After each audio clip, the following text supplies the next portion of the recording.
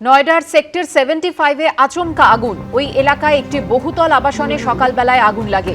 খুব দ্রুত সময়ের মধ্যে আগুন ছড়িয়ে পড়ে। ওই ভবনের বাসিন্দারা ছাড়াও গোটা আবাসনেই ছড়িয়ে পড়ে আতঙ্ক। আগুন নেভানোর লড়াইয়ে নামে দমকলের বেশ কয়েকটি ইঞ্জিন। আপাতত অগ্নিকাণ্ডে কোনো প্রাণহানির খবর পাওয়া যায়নি।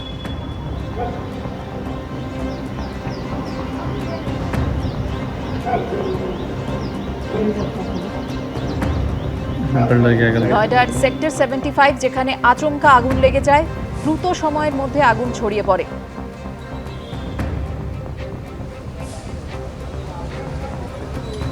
ওই ভবনের বাসিন্দারা ছাড়াও গোটা আবাসনেই ছড়িয়ে পড়ে আতঙ্ক।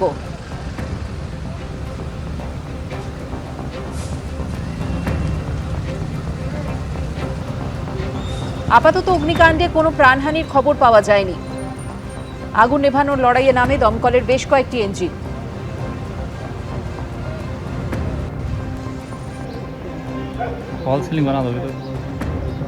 রাজ্যের প্রাক্তন মন্ত্রীর বাড়ি থেকে প্রচুর পরিমাণ ত্রাণ সামগ্রী উদ্ধার হলো। উস্তিতে প্রাক্তন সংখ্যালঘু উন্নয়ন মন্ত্রী গিয়াসউদ্দিন মোল্লার বাড়ি থেকে এইভাবে ত্রাণের পোশাক, ত্রিপল এই সমস্ত উদ্ধার হয়েছে। গ্রেফতার করতে হবে প্রাক্তন তৃণমূল বিধায়ককে, এই দাবিতে বিক্ষোভ দেখান স্থানীয়রা। এই খুনি গ্যাস মোল্লা 2015 সালে হিন্দুদের দোকান দাঁড় করে ভেঙেছিল এই গ্যাস মোল্লা। এর আগে চলে গেছে হিন্দুদের ছিল। গৌতম মণ্ডল আমাদের প্রতিনিধি রয়েছেন টেলিফোন লাইনে। গৌতম, কি কি অভিযোগ রয়েছে প্রাক্তন তৃণমূল বিধায়ক, রাজ্যের প্রাক্তন মন্ত্রীর বিরুদ্ধে? একদম দেখো কুসুমিতা, নগরাট পশ্চিম বিধানসভা প্রাক্তন যিনি তৃণমূল বিধায়ক তথা সংখ্যালঘু উন্নয়ন মন্ত্রী, তিনি এবারেও যদি ভোটে দাঁড়াননি, কিন্তু তার যে বাড়ি রয়েছে উস্তিতে, সেই উস্তির সেই বাড়িতে থেকে গত কয়েকদিন ধরে বিভিন্ন ত্রাণ সামগ্রী পাচার হচ্ছিল বলে একটা অভিযোগ ছিল স্থানীয় বাসিন্দা এবং বিজেপি কর্মী সমর্থকদের। গতকাল সন্ধ্যে নাগাদ যখন সেই বাড়ি থেকে বেশ কিছু ত্রাণ সামগ্রী বাইরে পাচার করা হচ্ছিল, তখন রাস্তায় আটক করেন বিজেপি কর্মী সমর্থকরা। তার পরবর্তী সময় তারা বাড়ির সামনে একদম যে সংখ্যালঘু উন্নয়ন মন্ত্রী প্রাক্তন তার যে বাড়ি রয়েছে উস্তিতে, তার বাড়ির সামনে একদম অবস্থান বিক্ষোভ শুরু করেন এবং বেশ কিছু ত্রাণ সামগ্রী তার একদম বাড়ির গেটের সামনে থেকে উদ্ধার করা হয়। এবং এর পাশাপাশি উস্তি থানার পুলিশকে খবর দেওয়া হয়, উস্তি থানার পুলিশ আসে এবং তারপর সেই সমস্ত ত্রাণ সামগ্রী যা ত্রিপল, পোশাক, সেগুলো বাজেয়াপ্ত করেছে।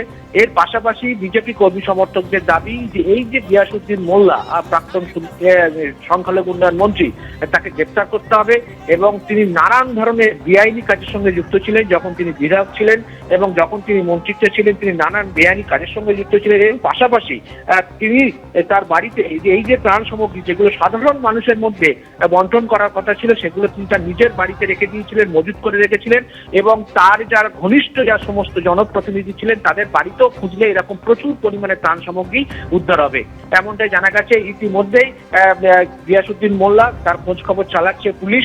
এখনো পর্যন্ত আমরা যা জানতে পেরেছি, গতকাল তিনি বাড়িতে ছিলেন না, তার খোঁজেও তল্লাশি শুরু করেছে উস্তি থানা পুলিশ। ধন্যবাদ।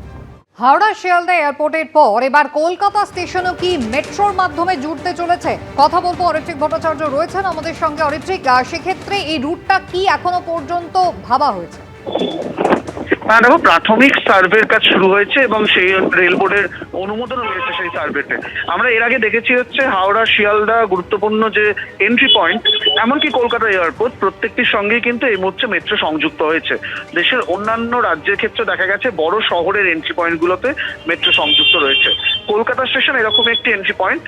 আপাতত যেটা পরিকল্পনা করা হচ্ছে, কলকাতা স্টেশন থেকে সল্টলেক করুণাময়ী পর্যন্ত একটি নতুন মেট্রো রুট চালু করার। আমরা জানি সল্টলেক করুণাময়ীতে ইতিমধ্যেই গ্রিন লাইনে মেট্রো চলছে, অর্থাৎ সেই মেট্রো যদি চালু হয় তাহলে করুণাময়ী থেকে নেমে একদিকে সেক্টর 5, ভবিষ্যতে সেখান থেকেও এয়ারপোর্ট, আবার অন্যদিকে হাওড়া, শিয়ালদা, ধর্মতলা সব দিকে কিন্তু চলে যাওয়া যাবে। এই যে সমীক্ষা, এটা আপাতত ইঞ্জিনিয়ারিং এবং ট্রাফিক সমীক্ষা হচ্ছে। তার জন্য 8 লক্ষ টাকা অনুমোদন মিলেছে।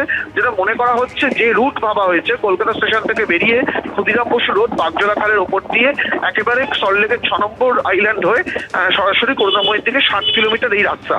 যেহেতু এর বড় অংশ বাগজোলা খালের ওপর দিয়ে যাবে, তার ফলে জমি খুব একটা সমস্যা হবে না, এমনটাই কিন্তু প্রাথমিকভাবে মনে করা হচ্ছে এবং সেই মতোই কিন্তু পরিকল্পনা করা হয়েছে এবং তার যে ডিটেল সার্ভে, সেটা ইতিমধ্যেই অর্ডার হয়ে গেছে এবং সেই সার্ভে কাজ শুরুও হয়ে গেছে।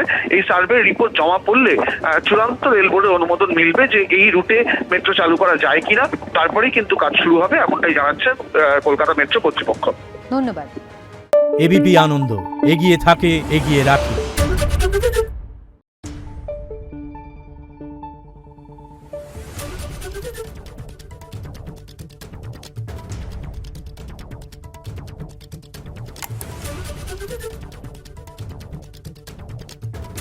Thank you.